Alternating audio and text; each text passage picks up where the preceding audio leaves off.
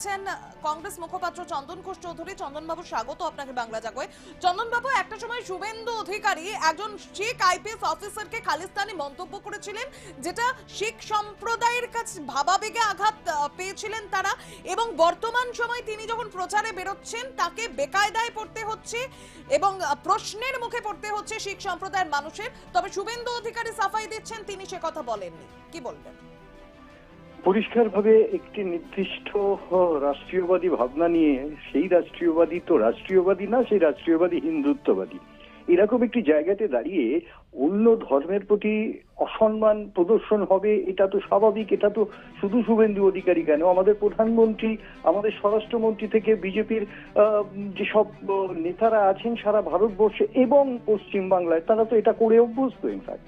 সুতরাং এটা নতুন কিছু নয় যে তারা অপমান করবেন অন্য ভাষাভাষী, অন্য ধর্ম, অন্য খাদ্যাভ্যাসকে। কিন্তু শুভেন্দু অধিকারী যে মন্তব্যটি করেছেন আজকে দাঁড়িয়ে, যেটাকে অস্বীকার করছেন, এটা কিন্তু স্বাভাবিকভাবে নুয়ে পড়ার একটা লক্ষণ। তার কারণ ফেস করেননি, কয়েক হাজার ক্যামেরার সামনে উনি এটা বলেছিলেন, এবং সেটা ফেস করতে গিয়ে আজকে আমি বলিনির মতো অস্বীকারের জায়গায় যেতে হচ্ছে। এটা ওর ব্যাকবোন যে স্ট্রং নয় সেটা প্রমাণ করলেন।